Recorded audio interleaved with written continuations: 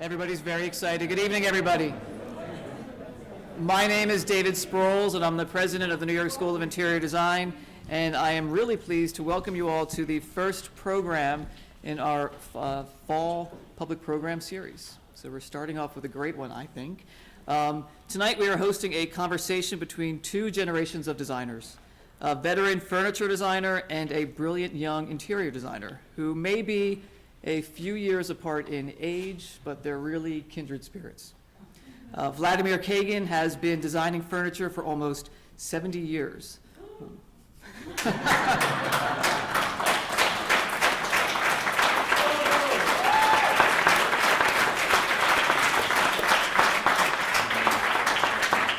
While Amy Lau, she started her design firm a mere 14 years ago. They share many ideas, and we're lucky tonight to be able to join them in this conversation to hear about these ideas and also to see some of their beautiful work. So sit back and enjoy.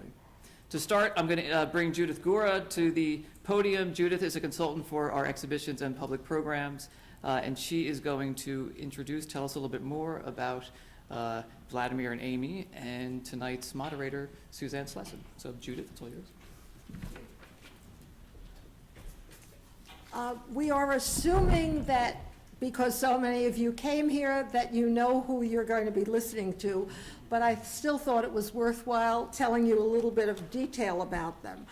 Vladimir was born in Worms on the Rhine in Germany. Can I tell them the year? It's on his website. Born a few years ago. Vladimir came to the United States in 1938, starting out as an artist, and decided he was interested in architecture and design, went to Columbia University studying architecture, joined his father as a cabinet maker, learned his skills there right in the family, and he started from the ground up with a shop on East 65th Street, moved up to 57th Street, up in status to 57th Street in 1950. He has had illustrious clients around the world. He found himself suddenly collectible, so that while he has still been designing up to the present day, his vintage designs are collectible by, serious collectors and in many museums, and used by designers like Amy, and you'll hear a little bit more about that. He's won prizes, and his work has been published in books and magazines internationally. I need to look at the key museums, the V&A in London, the Vitra Design Museum, the Neue Sammlung in Germany, as well as many museums in the United States have Vladimir Kagan furniture. And the new edition of his book has just been published. There will be a book signing afterwards, and the publisher has been gracious enough to say that while the regular price is $85, anyone who purchases books tonight can purchase it for $65. So don't miss that chance. Our next participant is Amy Lau. Amy's an Arizona native with a master's degree in fine and decorative arts from Sotheby's Institute of Art, where she developed a point of view in design which leans towards the curatorial. She worked for Thomas O'Brien's Aero Gallery and spent 5 years as manager of the Lynn Weinberg Design Gallery, which was specialists in mid-century design, which is how she probably got to know Vladimir Kagan's work and since has worked with him. She does residential designs around the country and around the world. And she has been recently doing commercial projects as well, currently one in Riyadh. Her work has been featured in magazines around the country and around the world, and she's also appeared on television, and when you see what she looks like, you'll understand why. Our moderator has as impressive a resume as our special guest. Suzanne Slesin has been a design journalist for as long as 4 decades. She's a native New Yorker, and her degree, undergraduate and graduate degrees, are in art from Wellesley and from the Courtauld Institute. She was a managing editor, industrial design. I have to read these to you. She was director of communications at Knoll. Most of us who know her from, or first read about her in her articles for the New York Times, but she's also written for New York and Esquire. She was editor and reporter at the Times Home section for 17 years. She was design editor of House and Garden and Homestyle magazine and O Homes. She is probably even better known as one of the co-authors of a publication called High Tech, which defined a style in the 80s. And a few years ago, she decided to go into publishing. And as Pointed Leaf Press, she has published really beautiful books on various aspects of art, design, and fashion. And she is the publisher of Vladimir Kagan's newest book, which is why she's doing the moderating tonight.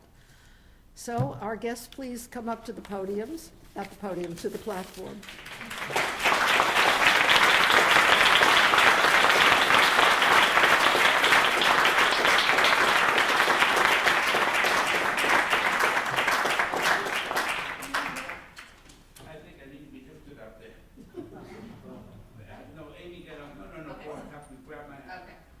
This may be my last public appearance.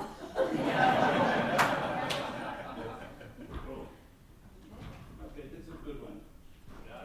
See, decrepitude is not fun, but it's better than the alternatives.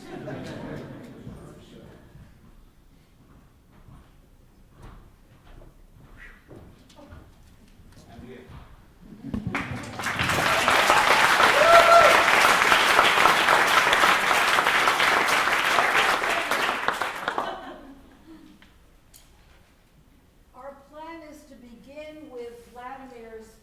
Running through images of his work from the early days until now and talking about what he's done.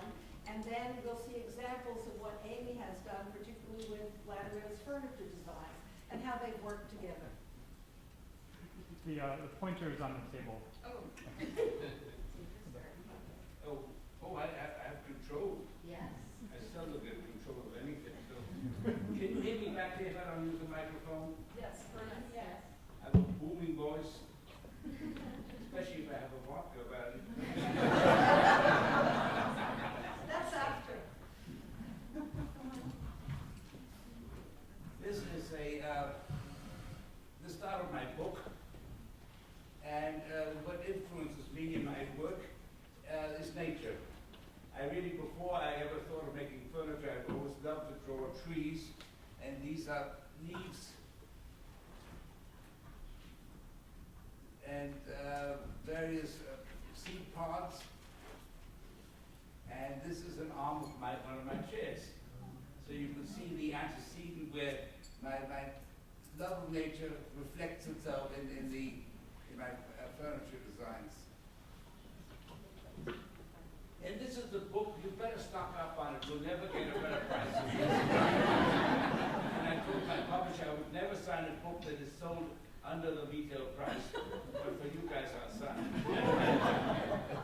Providing somebody bought me shopping. Yes. Okay. By the way, let me go back on this for a minute. We had the longest, the book was a cinch to make together. She and I worked beautifully, except we couldn't figure out the cover. And we had tons of different covers and interiors from various designers, interiors from Amy. And I said, it's not a book about interior design, it's a book about design. And so we finally came up using one of my sketches. And so, and this was the perfect cover. Thank you. This was the sketch, and that's, my biggest asset in my whole life has been to be able to draw and visualize what I want to create. And this was a very quick sketch of this, for this sofa. And both of these things are, this is the original sofa, the original sketch, and I'm always very proud when the sketch looks like the end product, and so I did a drawing from it. This, by the way, this chair is in the Museum of Fine Arts in Boston. And I think it's probably the only chair of mine that is on the floor of a museum. Everything else is in the basements. And they're waiting to read my obit before they bring it up.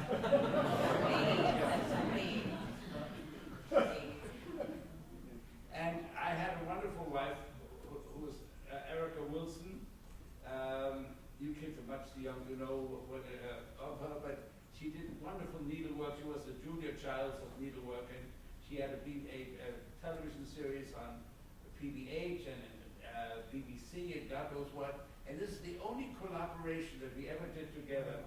It was for House and Garden magazine, and so she did the needlework, and it was on my chair. And that chair's in my apartment, and the museums are going to have to fight for this one. More sculpture. I like the idea of not having a leg under a chair. I like the idea that the whole thing is one. It grows like a tree. It's from the roots and goes up. This is called the unicorn chair. If you sit on the edge of it, you fall. So you gotta sit right in the middle, and it's a very comfortable chair.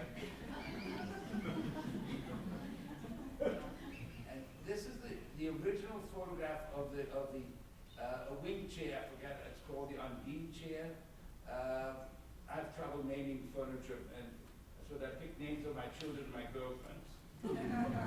This is my youngest granddaughter, Undine. And so this is the original chair, and this is the way we're manufacturing it today. I am the only guy still making furniture at 88 years old, and my business manager is 89 years old, so he's probably right up our entrepreneurial. Get going, guys. And this is perhaps my most well-known piece of furniture. It's called freeform. Sometimes it's called freeform. Sometimes it's called serpentine. And I have trouble distinguishing one from the other. I think one has a round poof on the side, and the other one doesn't. But anyhow, I built a whole career with this sofa. This is from the 1950s, and it's still popular today. And Amy, if it doesn't have one in every one of her jobs, the job isn't complete. And I love this picture because it was a sofa I did for a client on the West Coast. I forget where the heck it is, but it went on the market and ended up in a Paris chateau. And I love the fact that you could use my furniture in a modern environment and in a totally traditional environment. So this is a custom version of one of those serpentines. This is a huge sofa, and it's the fun part about this is the client had a wonderful view of Long Island Sound on one side. He had twin pianos, full grands on the opposite side. There's a fireplace here, and he wanted me to design furniture for each setting. I said, no, we're going to make one beautiful setting and put it on a turntable and spin it. So when you're looking at this rug covers the turntable. I got it from an automobile showroom. And so this sofa could seat, I don't know how many people, 10, 12 people. And we just were able to spin it around to take advantage of the various views. This is 1952, 53. After I did the freeform sofas, I came up in the 60s with the omnibus. Omnibus was a modular concept. So of course these two sofas are not modular, but it was the whole idea of structures that could be moved and reassembled. And this is in a house down in Boca Raton. And you can see the yin yang coffee table. I designed the rugs and the bar chairs, all Kagan. And this is probably the largest single sofa ever made.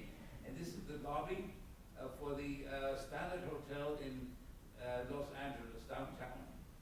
And it used to be a huge bank building, and they wanted to have multiple functions, including a disco at night. So this was the arrangement I made for them. And using the same design concept in a very traditional chateau. This is in Italy, in Bologna. And here again, I love this, the hard-edged linear with the Baroque interior. It's kind of fun. This is a nightclub in Belgium. sofa concept, back to back. And the idea of that, these sofas was very modular, very flexible in its orientation. And Tom Ford loved that sofa, and when he did the Gucci stores, he bought a sofa for 360 Gucci stores all over the world. And this is my apartment, using the same sofa, same modular idea, multi-level. I love the idea of multi-level because there's always a king of the castle. You can sit on top there, the kids play underneath and on top. And so this is my apartment. And someplace along, if any of you ever saw my blogs, there's a link to my apartment. It takes you on a virtual tour. I'll tell you all about it later on. And this is a loft in Tribeca, and it's kind of a fun thing because I did a back-to-back sofa. They went on the right-hand side, and then another custom variation of the omnibus grouping in front of the fireplace. So kind of a yin-yang of my design spirit from sculptural to architectural, because the architectural designs reflect my love of architecture. And of course, the rocking chair is an original old one.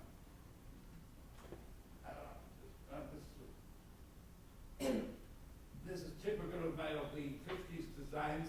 It grows like a tree, roots coming out, and then leaves holding the branches, holding the tabletop, which are the leaves.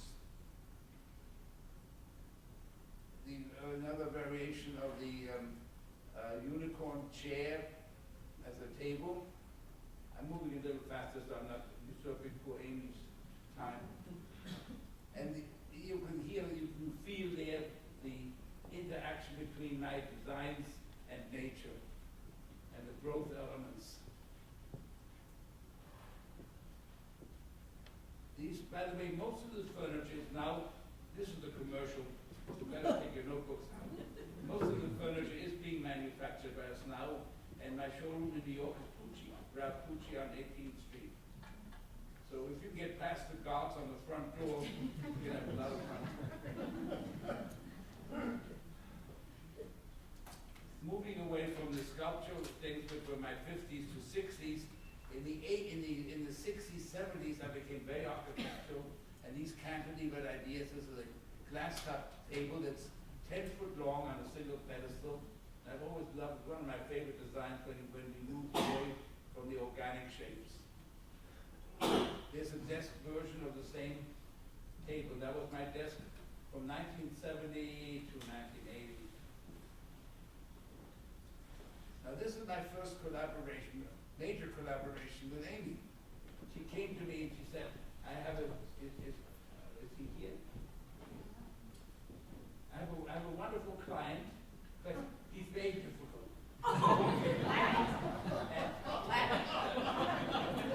and he wants to meet you. And he came up to my house, and I make very wicked martinis. He came for one day to just meet me, and we talked about design. He came to Nantucket. Yes. And he stayed 3 days. Drinking martinis. And during that period, I came up with interpreted the idea of a sofa that he needed to have for this marvelous apartment, a loft that Amy designed. And so this was the first sketch of it with a back-to-back view, and Amy will tell you more about the process. But this is the computer rendering of it for my free-form sketch. And then from there, we started building it. And how to construct it, I had no idea when I started how it was going to end up being constructed. But this is the beginning of designing building that sofa. And here's the piece on location, just being installed. Brought in by crane. Brought in by crane. Yeah, they did. Yes, they had to close the street down on Sunday to bring the furniture in one piece. And this is Amy's magnificent interior. And she'll tell you more about that. You want to chime in on this now? Well, you know what? I think we'll go through because I have the whole Okay, process. good. All right. So I'll move out from one of the latest projects I did for Amy. And it's this beautiful sofa has the best view of it is from the back, and nobody could see the back. You know, it's there. There's the back. So. And this is the client. And I always have these lovely love affairs with the client. He does. And there's my Amy sitting on the sofa. So this was a process. It hasn't come out in Architecture Digest. Hasn't come out from this little blow place. But this is what I'm sort of playing with nowadays. I'm doing sculpture. These are limited edition sculpture pieces, fiberglass chairs. So I keep designing. I don't get stuck in the groove of the 50s. Although when people come to me, they want that 50s look, but I move them along into some of the more modern concepts. This was an outdoor piece of furniture for Tyree. And this was fun. This is called the fettuccine chair. And this was, well, you can see I had black hair at one time. And I made that chair in Italy for Promosadia. And this was the finished prototype. The damn thing, the original model got lost, nobody developed it. It took about 20 years for it to become accepted. And this is the new version of it in steel and leather, saddle leather, beautifully manufactured. And we have it now in our showrooms. The fettuccine chair. And this is, Amy came to me and said, I want a special chair. And so I sat down, without a martini. We were in Nantucket. We were in Nantucket, Yeah. and I did a quick sketch. She said, I like that chair. So this is about a year ago. No. It's, you know, Longer. it takes 2 9 years. months to 2 a years. child. 2 How many years? 2 years. How many years does it take to have an elephant? Yeah, so here is the computer rendering of it that my wonderful design assistant Chris did, who's here. You get to meet him afterwards. And he did this in color to separate the elements, and I loved it in color, so these are the pictures of it. And this is where, in the 3D print, we have a little 3D printer in the factory. And while it doesn't do a very sophisticated job, it gives me a chance to see what the product looks like. And this is one of the new designs that I've worked on. This is going to be a very exciting cantilever piece, and this is for carpenters' workshops in Paris and in London. So my new stuff is pretty edgy. I'm not even sure you can sit on it, but it's not even.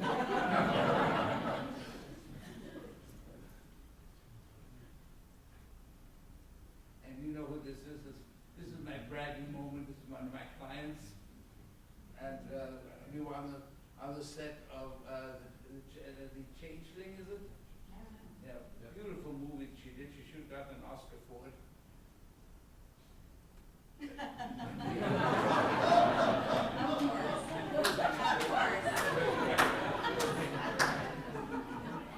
that is the end of my presentation. So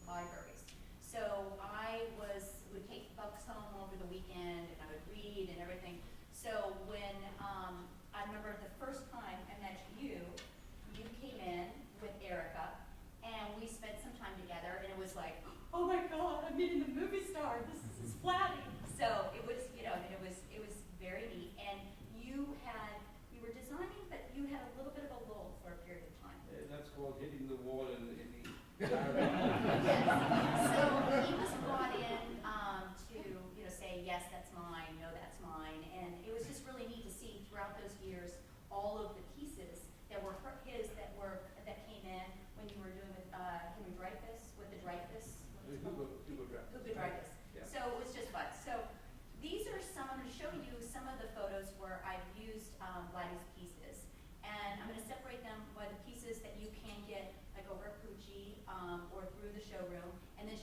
tour that I worked on with him. So this is in Chicago, the pair of chairs there. This is in New York, and that's the sofa in the back. That's actually a rare vintage one that you've done on the left. That's what I bought, I think maybe at auction. Here's another close-up of that. Close-ups. This is on Central Park West. That's actually, this is Michael's.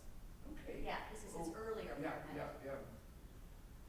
And this is one that we commissioned for the Essex House.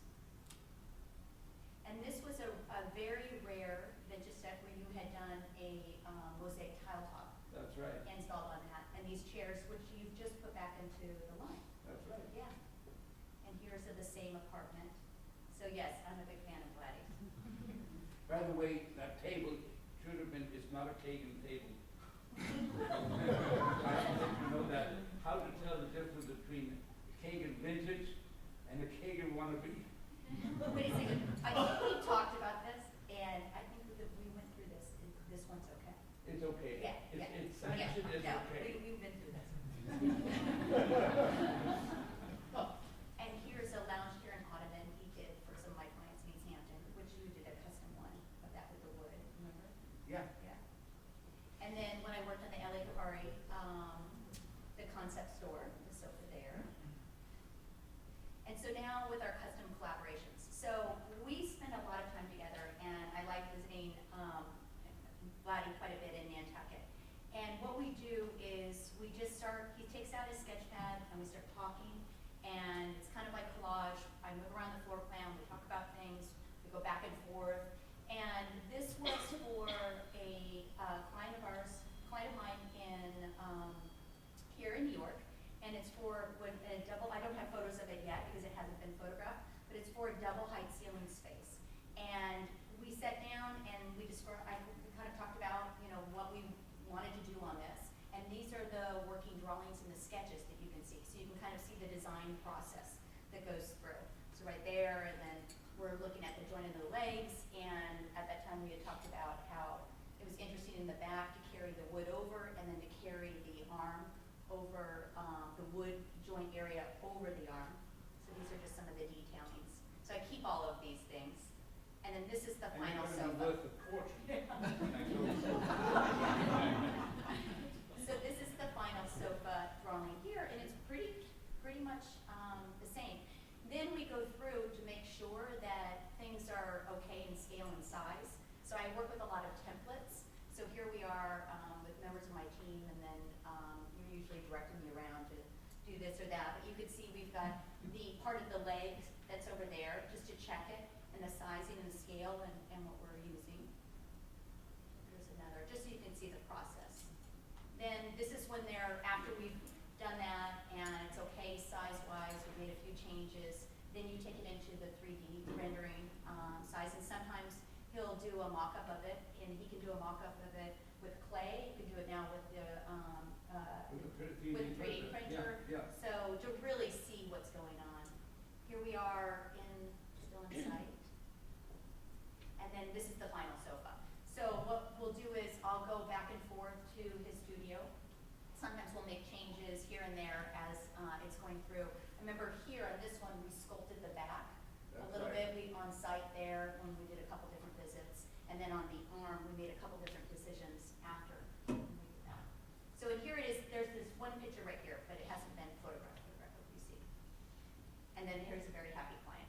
So this is the One York project, where we sat down together, the same thing, and on one side you can see that there's a bar, and on the other side there's a pool.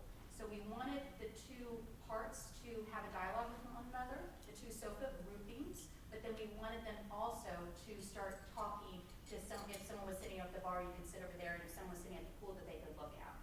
So here's another picture of it. So I'll show you some of the working drawings. Right, they'll come up. But I mean, it's so beautiful in person. It's just ridiculous, these pieces. Those are the chairs we also worked on. I spent a lot of time going through Vladdy's archives, and usually his partner in crime has to make sure that they check me before I leave, that I haven't taken anything out. But I went through the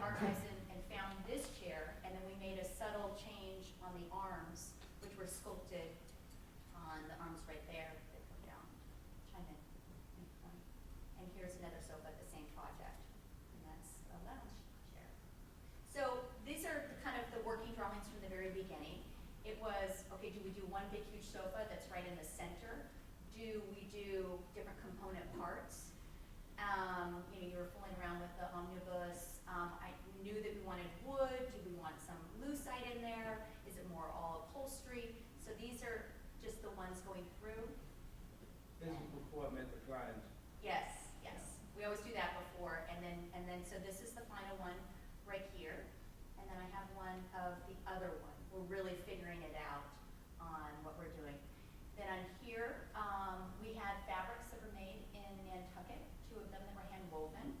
These are the working drawings you can see. And then here again, we had I had a round rug and an oval rug. So we had to make sure that these templates were fitting correctly in the space. So there's a lot of cutting and sketching around and to make sure that it's really laying out correctly. So you can see. By the way, Amy is extremely precise. I mean, really, I'm slapdash, but Amy is right on. Right. But it was very difficult because even on the shapes, and this is one that's looking out to the pool, is to sculpt that correctly and then with the dimensions of the wood so that it felt like it wasn't overwhelming and not, oh, there's Erica. That's right. It's all like Erica Yep. in there. And this is when actually the site was still not even near being finished. So this is now the prototype process. And I think I went with the client 2 or 3 times and then I went back probably about 5 or 6 times to They see hated this. us coming back and forth because the whole factory had to stop working. And so here you can see us, this is out of a high density foam and it's still being sculpted, you know, to make sure that it's the right angle and the look and feel. And we've taken one of your chairs there to put on to see the pitch if it's just right. And even, you know, just with the legs ergonomically. And then here is when I think we started, when you started to sculpt, and you did physically. Yeah. He's physically started, I have videos of him sculpting this area right here. With a And spoke shape. yeah, which is very cool. Here's another happy client. So that's the client sitting on the sofa. And then recently, well, 2 years ago, I decided that with some of my 214. 1 year. No, but this is the drawing. This is the updated drawing. This is the updated with the leg. So I had decided a lot of these close friends that I work with that why not I commission so many great things for clients, why not try to commission them for myself. And so this is one of them. And here's the process here. These were the first drawings. You can see the leg, which we really talked about doing a 3-legged chair, and which is very difficult. I needed a balance. I call it an outrigger, so it wasn't tipping. Right. To make it a sculptural integral part of the chair. So we changed the leg, which has like a little bit of a rudder on it. And there's the prototype for it in Nantucket, probably after a couple of Vladimirs, of course. And then here's the prototype that is right now, what? That's the old That's prototype. the old one. That's the old prototype. Manufacturing, making the newest of the versions. I need to get this to you. Yeah. So you can see the change with the leg there in the back. Sitting down. And I think that's it. So.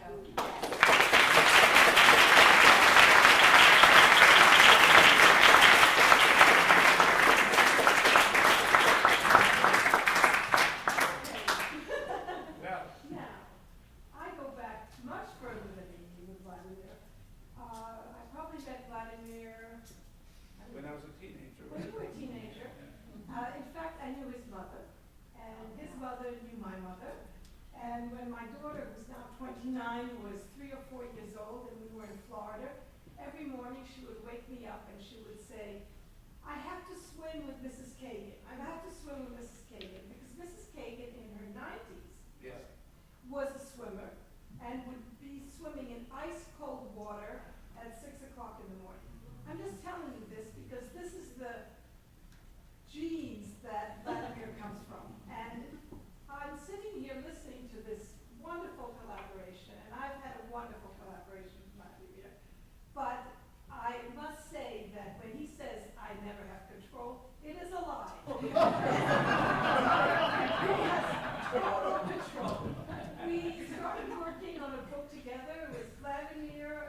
wonderful designer friend of mine designed the book, who came up with all these, really spoke to Vladimir and came up with these wonderful ideas about showing where his inspiration came from. We did the first book about 11 or 12 years ago. And over the past, and we did very, very nicely with the book. It's really a document. We went through all of Vladimir's under the bed archives, in the closet. His papers and catalogs had suffered a lot of losses because he had a fire in a showroom. And it was a really extraordinary experience to have that possibility. I'm an art historian, to go through all these bits of paper. But the most amazing thing about it all was that Vladimir knew everything. He knew every date and every design and who designed it, what year it was, what it was made from. And one of the things that I thought impressed me the most of the time was that his father was a sculptor, and that the early bases of all this furniture that we totally love were made by his father. And that he's been able to continue both parts of his parents' characters, the energy of his mother and the energy of his mother and the joie de vivre and the artistic abilities of his father, and design and create something completely original. And I think that's what impressed me when I did the first book, was that everything we looked at was completely original. It was inspired from what was in his heart, in his brain, and was not dependent on things he had seen in the furniture world or even the architecture world. So now, in the last 10 years, he's done these extraordinary projects with Amy, and actually a few other designers, but I think the best ones are with Amy, because they have a really special rapport, which is, I think, a gift for both of them. And one of the things I've always been interested in is, how does he really feel about being the control freak that he is? And which I know, because every layout was a negotiation. Is there really a difference, Vladimir, with the way you design when it's for yourself, or when you have to deal not only with another designer, and with a client, which is another layer? Well, when I design for myself, I don't design. I sort of doodle, and I'd rather go sailing than sit down and make a drawing. I need to be inspired, and I need a good, strong client to make me, to bring out my creative juices. So Amy is that strong client, let me tell you. And she has more of my original drawings than I have. I'm overwhelmed at all your pictures, and it shows you the process. And I do get very detailed, and I envision how to make it. And I don't go to a computer until way at the end of the process. And the computer is only a tool. It's not a design machine. It's there to interpret what I visualize. And Chris and I have a lot of tough arguments until it comes out like my sketch. But I believe in the veracity of my original drawing. And all the work I do in between is to bring it to look like the original sketch. That's kind of what happens.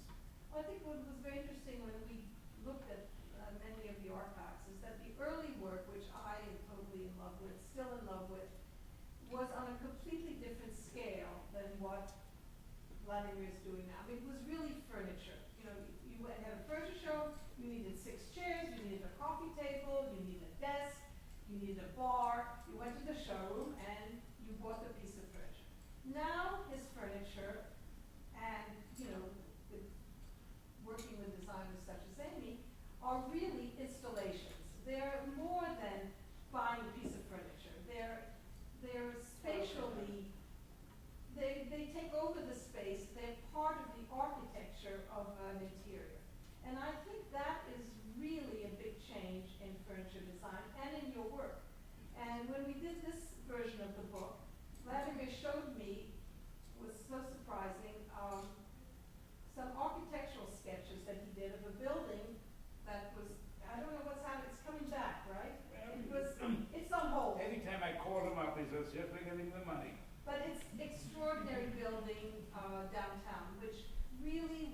amazing to me because, I mean, Vladdy was talented, but he's talented in all aspects of design.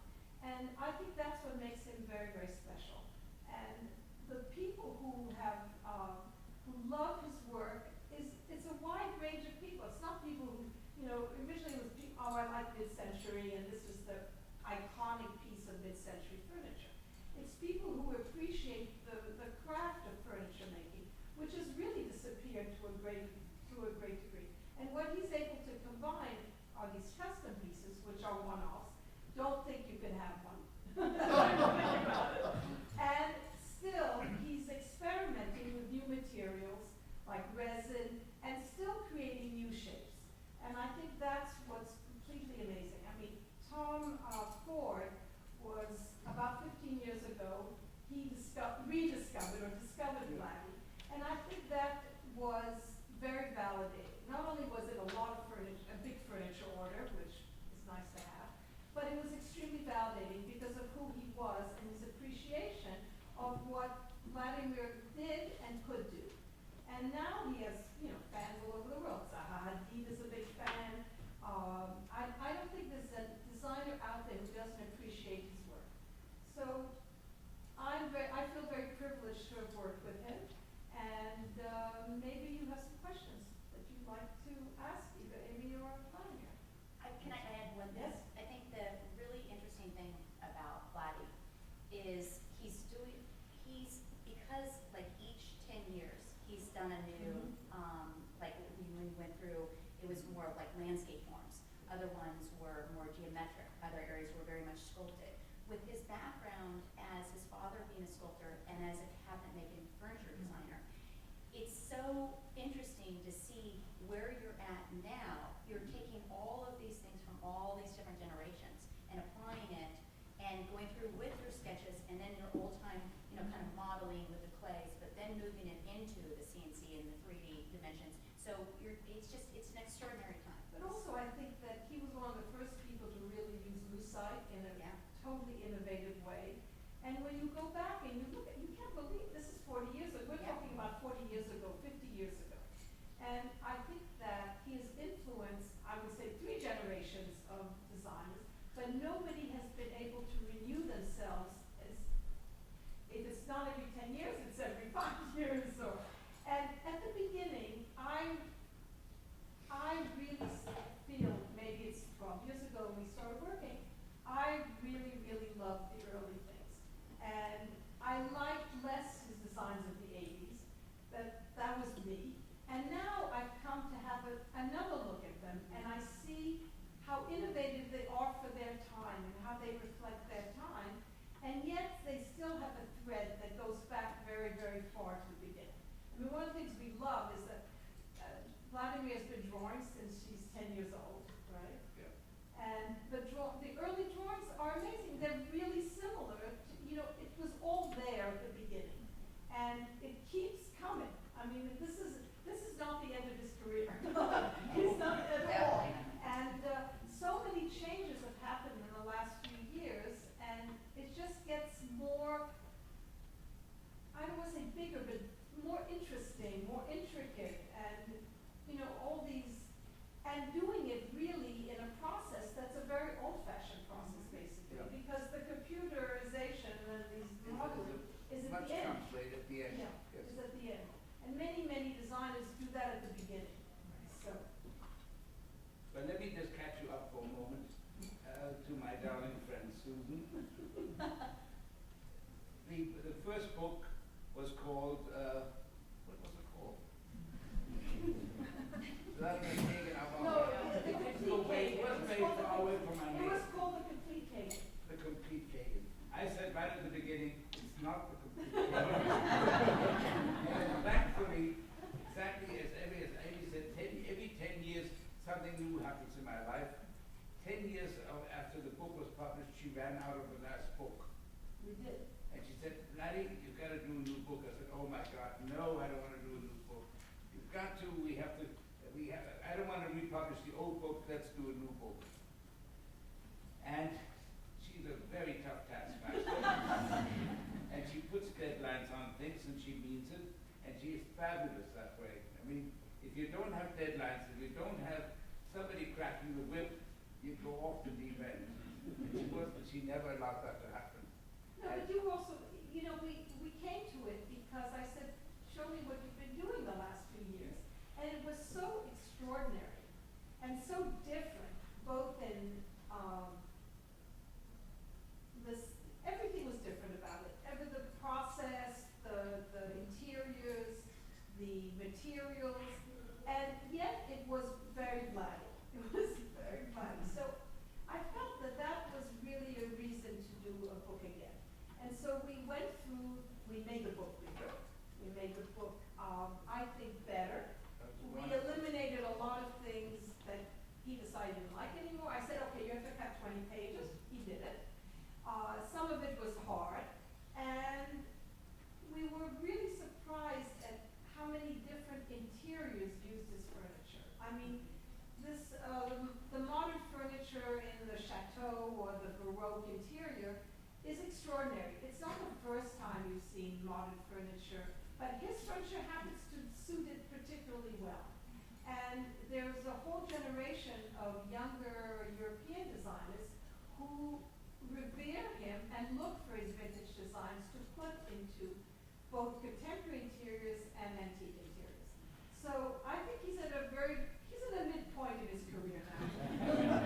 It's a midpoint career moment, and maybe we'll do another book. Is this your next book? What? It could be. It could be. Can I talk about my blogs for? Oh yes. Oh, please talk about your book. About 4 years ago, I never wrote a thank you letter. I never wrote anything. And about 4 years ago, I don't know why I started to have this problem of walking, and I started to write. And I've been writing blogs, and I've published over 250 or 270 blogs. I do one every 2 weeks or so on anything that interests me. And whether it's, my latest one was an ecumenical one to welcome the Pope. I said, what have the Jewish people forgiven to their Christian neighbors besides the Bible and the 10 Commandments? I said, bagels and chopped liver. So this blog is all about my making bagels with a friend of mine who was Christian, and I'm Jewish, and I made the chopped liver, and it was an amusing blog. So if you want to see them, just go on the internet, Vladimir Kagan blogs, and will pop up. And this gives me a tremendous amount of pleasure. And while I don't have a new customer like Amy every day or every week, I keep writing, so that keeps me very much engaged. Now, the blogs they're very entertaining, but the ones that are phenomenal are the ones when Vladimir reviews the design show. Those are collector's items. I'm reading them either 6 o'clock in the morning or midnight. They are incredible. He has a great voice, and in the book we've published just a few of the blogs. We've selected a few blogs that we particularly like. But he really has a talent for zeroing in on things and telling the truth. And not many people do that. Thank you. Questions? I want to ask a question. It's interesting that the two of you who are rather strong personalities, getting away from the book, sorry, work together obviously very successfully. So can you talk a little bit about what that design process is like? Like, is there a moment where you want to deck him or he wants to deck He you? starts to call me a control freak. And I'll say, you're the control freak. No, we just, it's very natural.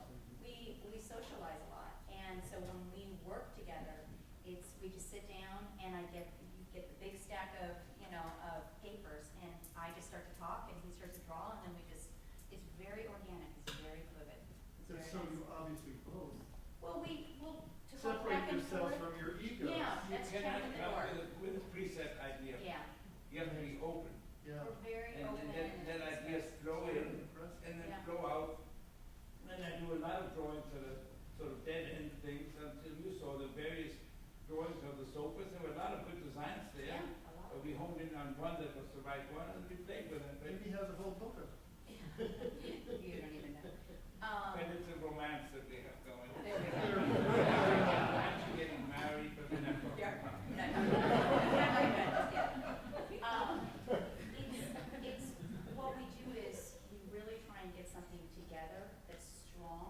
present to the client so that we can showcase 2 or 3 different good ideas.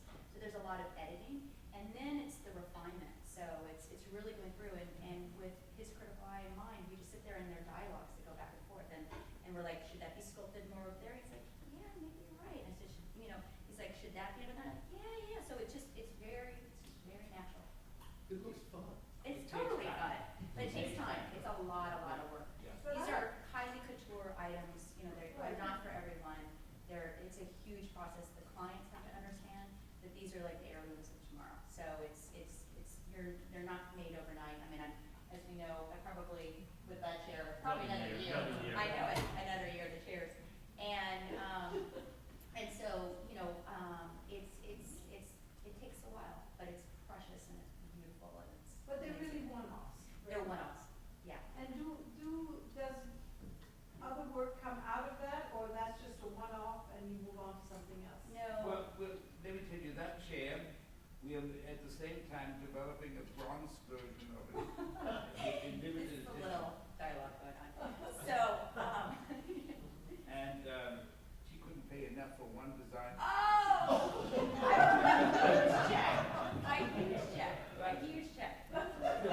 A huge check. In any event, the bronze version, which I had also prototype, I mean, that's taken 6 months. But that's the neat thing, is that these allow him to be unbridled creatively and to explore new areas, and then they can be done, whether they're in a bronze or they're in a metal, and which the bronze and metal are the same thing.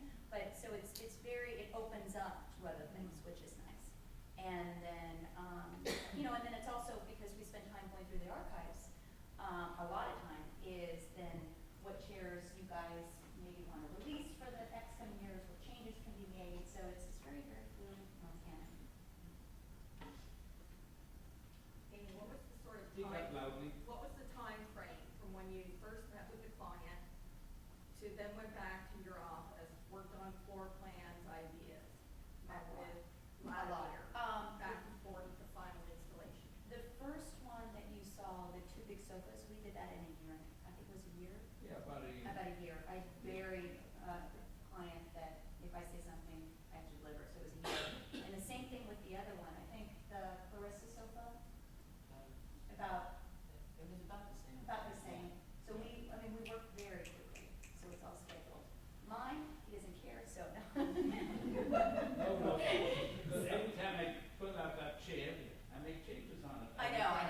So it's only going to get better. It's kind of fun to see all the transitions from the first to the last.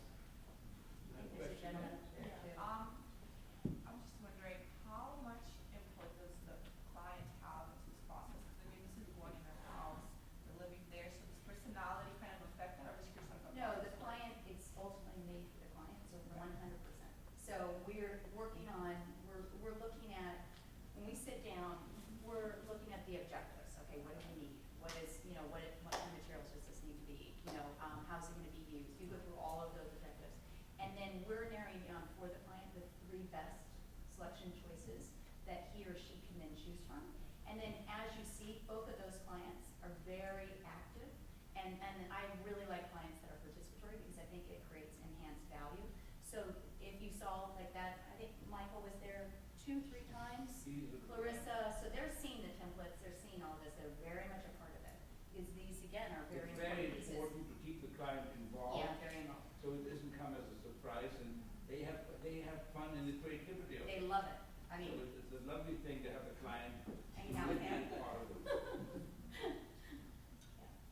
The centerpieces are now art. Go a little louder, please. Centerpieces are now art. Are they signed in any way? What was that? Centerpieces are all art, are they signed in any way? Vladdy, We have, nowadays, because I have an authentication kind of thing that we do a Save the Elephant Ivory plaque. And then we put on any piece of furniture, it's numbered and registered. So the current production is very much signed. The original pieces, I didn't have that sense of my value, and that we sometimes, I had an iron, what do they call it, branding iron, so some of them are branded, some of we had labels, and mostly I can tell when it's my furniture, and I can tell when it's not. But the couture pieces are not signed, because those are with the working drawings. Yeah. The ones that we do, they're not signed, but there's so much documentation, I mean, because there's nothing else that looks like them. Thank you. So, You've reinvented yourself so many a times. little louder, please. Sorry, you've reinvented yourself a number of times, and you use very cutting edge technique. So how have you avoided falling into a rut or one specific look, especially when it's very successful and people just want more of the same thing? How have you been able to throw that away and keep thinking forward? I had as a student, as an architectural student, I felt that architectural movements went from very great simplicity to overbearing to Baroque, and they self-destructed by over-designing. And I had this feeling when once I reached a certain design that I love, that I don't go beyond that. I say, this is it, I go elsewhere now and try something else. Because otherwise you become Baroque. And I think a lot of, in my opinion, a lot of the Italian 50s sculpture designs were over the top crazy and lacked that elegant simplicity that oddly enough, the biggest influence I had is Bauhaus. Now, my things don't look like Bauhaus, but there are two models in Bauhaus. Form follows function. And I've always felt form is the most, function to me is comfort. And so I have to design something that's comfortable as a primary thing. The other thing in Bauhaus is less is more. So I've always tried to refine the designs and make them as simple and as elegant as I can. So to me, it's self-controlling. I don't like to go beyond a point and then I move on to something else.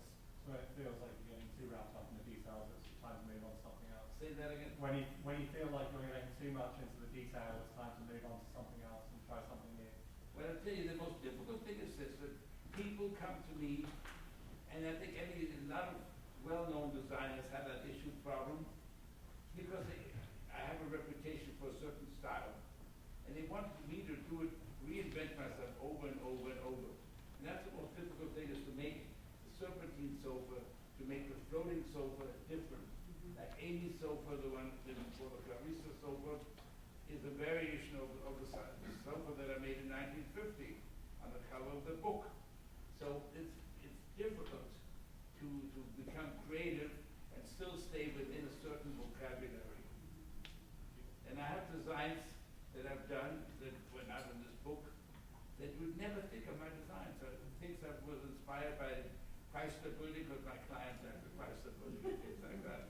So, that's a fun challenge. Yes. I was actually wondering if I could ask you a personal question. Can you speak a little louder? I was wondering if I could ask you a bit of a personal question in terms of your design aesthetic and other furniture designers that you like currently or from the past. Who you like currently or from the past furniture designers? You know something, I'm a recluse when it comes to the design world. I really don't know what's going on, who's doing what.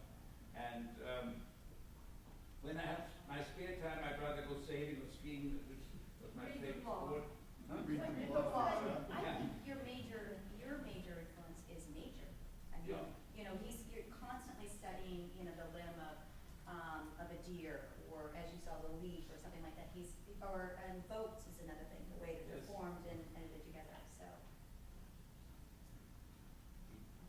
Yes.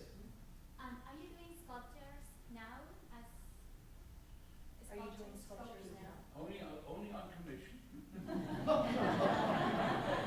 I don't sit myself down and say, now I'm going to do a piece of sculpture. But Somehow you I have need a done boost to make it Yes, happen. and they're all sculptures. Like when you go to the studio, he has these beautiful clay pieces, and everything's sculpted out. So when he's forming them, and they are sculptures. They are sculptures, They are yes. sculptures. I know of one outdoor collection you've designed. Are you considering going into anything else for the outdoor? Are you considering going into anything outdoor? You have Not- that one line. Not really. oddly enough, in 1950, I designed outdoor furniture. The metal. And I sit down some in my garden and Nantucket, wrought iron furniture. And then I had an urge to do some garden furniture, and I looked at who was one of the better manufacturers. I thought the English manufacturer, Vladimir was a good potential client for designs. And they have the ability to make shapes and forms in wicker and so on, but I really don't feel like doing that. I mean, it's, you know, so I'm really very unkeen about doing licensing these days. It takes a lot of energy and not enough money in it to make it work hard. And I have to be practical. If you could only choose one of your pieces to be your legacy, which one would it be? Wow. If you could choose only one piece that's in your to be your legacy, what would that be? One piece that you did. That is the worst question you can ask.